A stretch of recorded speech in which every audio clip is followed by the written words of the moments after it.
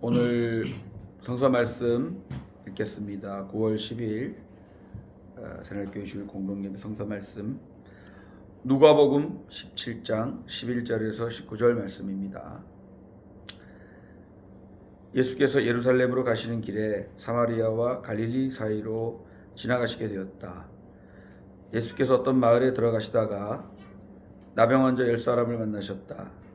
그들은 멀찍이 멈추어 서서 소리를 높여 말하였다. 예수 선생님, 우리를 불쌍히 여겨 주십시오. 예수께서는 보시고 그들에게 말씀하셨다. 가서 제사장들에게 너희 몸을 보여라. 그런데 그들이 가는 동안에 몸이 깨끗해졌다. 그런데 그들 가운데 한 사람은 자기의 병이 나은 것을 보고 큰 소리로 하나님께 영광을 돌리면서 되돌아와서 예수의 발 앞에 엎드려 감사를 드렸다.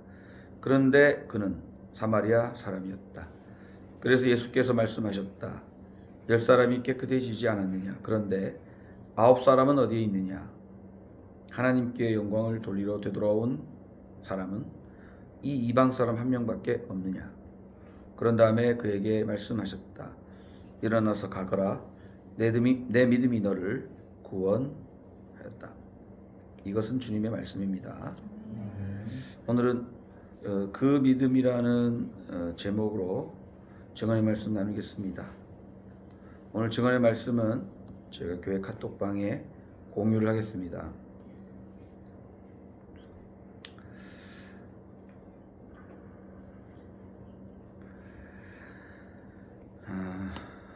누가복음에는 너의 믿음이 너를 구원하였다라는 표현이 4번 나옵니다.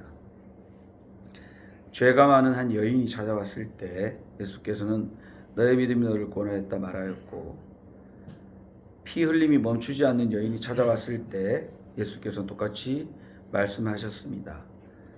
오늘 사마리아에서 온 나병 환자, 한센병 환자에게 말씀하셨고, 시각장애인에게도 사용되었습니다. 세상으로부터 멸시받고 소외된 자들, 그들의 간절한 믿음이 그들을 구원으로 이끈다는 것입니다. 오늘 성서 본문에 따르면 나병 환자, 즉 한센병이라고 하는 병인데, 피부가 막 문드러지는 병이에요. 또 바이러스가 침투해서 생긴 병인데 10명이나 됐습니다. 10명이 예수님 행렬을 제자들과 다니는 그 길을 따라오면서 멀찍이 서서 말합니다. 불쌍히 여겨 주십시오. 이렇게 말했는데, 그냥 불쌍히 여겨주세요 이렇게 얘기한 게 아니고 막 큰 소리를 질렀겠죠. 그러니까 예수님과 제자들이 듣고 예수님이 돌아왔습니다. 그러면서 그 사람들에게 예수님이 말합니다. 제사장에게 가서 보여라. 그렇게 말해요. 이 말은 우리가 언뜻 잘 몰라요. 제사장한테 가서 우리를 불쌍히 여겨 주십시오 그랬더니 제사장한테 가서 보여라. 이게 무슨 말이냐. 당시에 한센병 환자들은 공동체로부터 쫓겨납니다. 전염시킨다. 그리고 몸에 병든 사람은 불결하다, 더럽다고 해서 공동체로 쫓겨나서 마을이 있으면 마을 바깥에 살아야 돼요. 그런데 이 사람이 병이 나았다 안 나았다 확인하는 사람이 제사장이야. 지금으로 치는 의사가 확인하겠지만 당시는 의사가 있는 시대가 아니기 때문에 제사장에게 확인하는 거기 때문에 제사장한테 가서 네 몸을 보이란 말은 네 몸이 나을 거다 이런 말이에요. 그러자 이 사람들이 제사장에게로 가는 동안에 몸이 나았다 이렇게 진술하고 있습니다. 그런데 여기서 특이한 장면은 10명이 나았는데 9명은 제사장한테로 갔고, 오늘 주인공 사마리아 사람만이 예수께로 다시 돌아와서 감사를 드렸다 이렇게 돼 있어요. 이게 무슨 의미인가? 오늘 이 문제에 대해서 2가지를 살펴볼까 합니다. 첫 번째는 신분 문제입니다. 이 사람이 사마리아 사람이라는 것이에요. 사마리아 사람, 나병 환자, 한센병 환자 이런 거예요. 그럼 나머지 9명은 일단은 사마리아 사람은 아니었다는 것일 거고, 아마도 유대 사람일 것 같아요. 사마리아 사람, 나병 환자, 이게 이 사람의 신분을 표현하는 말입니다. 즉 이중으로 소외된 사람입니다. 한센병으로 공동체에서 축출된 사람이고 또 그리고 사마리아 사람이라는 이것은 혈통적으로 불결한 이방인 취급받는 사람인데 우리가 이걸 이해하기 위해서는 병자호란 당시에 청나라에 끌려갔다가 청나라 사람과 결혼하고 돌아온 사람들 있잖아요. 그 사람들을 뭐라 그래요? 환양년, 환양한 사람 뭐 이렇게 해서 천대를 해요. 청나라 그 오랑캐들하고 결혼해 살았으니까. 사마리아 사람도 그런 사람들이었어요. 그러니까 천대 받는 사람이에요. 손가락질 당하고. 그런 사람인데 거기다가 이 병까지 걸렸어요. 그러니까 저건 인간도 아니다 이런 취급을 받았던 사람이 오늘 이야기의 주인공이라는 것입니다. 이 말씀을 통해 우리가 생각할 수 있는 것은 차별과 소외의 개수가 하나, 둘, 셋, 네 개 더 가면 갈수록 이 사람은 더 밑바닥 인생인데 이 사람이 오늘 성서 말씀의 주인공으로 등장했다라는 것입니다. 두 번째는 돌아오는 문제입니다. 9명은 어디로 갔을까? 예수님이 물었죠. 이 9명 어디 갔냐? 여러분 9명 어디 갔을까요? 네, 9명은 진짜 어디 갔을까? 이 본문을 보면서 이 9명은 감사와 은혜를 모르는 배은망덕한 사람들인가? 그런 생각하게 됩니다. 아마 이들은 기뻐서 뛰면서 자신의 공동체로 복귀했을 것 같아요. 가족들, 친구들 사이로 돌아갔을 것입니다. 자신의 염원이던 복귀, 원상 회복을 이룬 거고 되돌아간 것이죠. 그런데 이 한 명, 사마리아 사람, 한센병 환자였던 사람만이 원상 회복으로 돌아가지 않고 예수를 찾아온 이게 오늘의 이야기의 중요한 포인트인 것 같아요. 왜 이 사람은 다른 9명은 갔는데 이 사람은 돌아갔느냐 이거죠. 여기서 9명과 한 명이 갈립니다. 9명은 원상 회복 되돌아감의 길을 선택했고 그 자체가 문제가 되는 건 아닙니다. 그런데 오늘 예수님을 다시 찾아온 사람은 예수께서 너의 믿음 그것이 너를 구원했다라고 하면서 믿음을 거론하고 그 믿음에 근거한 구원을 언급합니다. 그럼 그 믿음이란 게 뭔가? 오늘 그 믿음 제목이 이건데 저는 오늘 성서 본문을 보면서 믿음이라고 표현한 그 말 짧은 그 단어 안에 예수님으로부터 병이 나은 변화가 일어난 사람이 단순히 원상 회복되는 단순 자기 삶으로 복귀되는 것을 말하는 것이 아니라 예수님을 찾아왔다라고 하는 말은 예수님이 하는 말들, 행동들, 제자됨의 길을 찾아왔다라는 것이 이 사람이 궁극적으로 그냥 내 일상으로 단순히 복귀하는 것만이 아니라 자기가 이 예수님 사단과 같은 데 참여하면서 자신도 좀 변화되고 싶었다는 열망을 담고 찾아오지 않았을까? 성서에 그런 내용은 없어요. 제가 보기에는.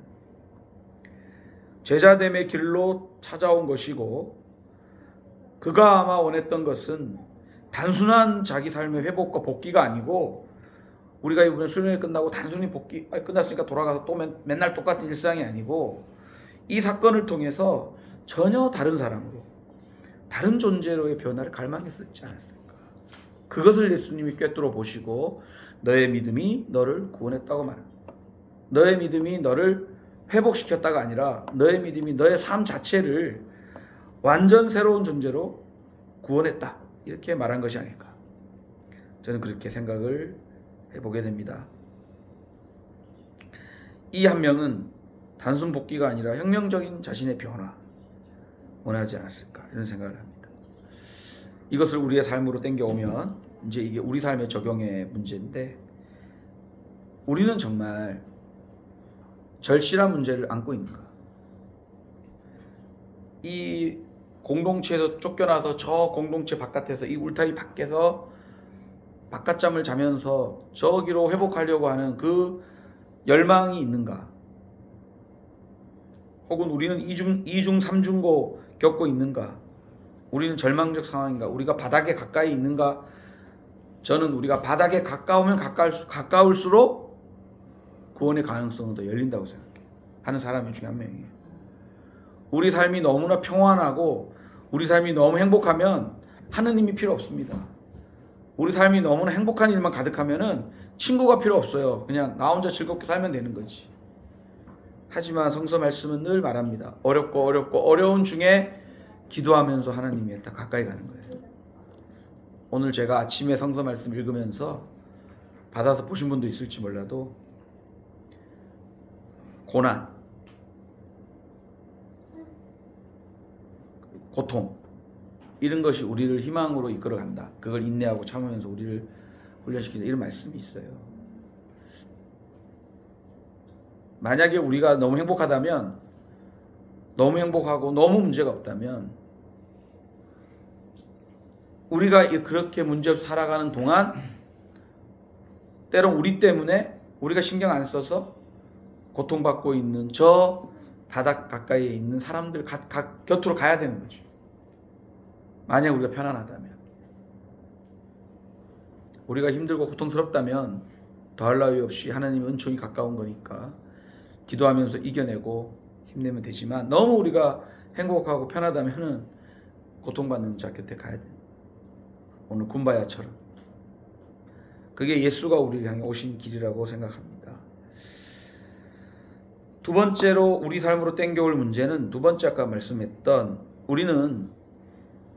우리가 바라는 것은 전처럼 되는 건가?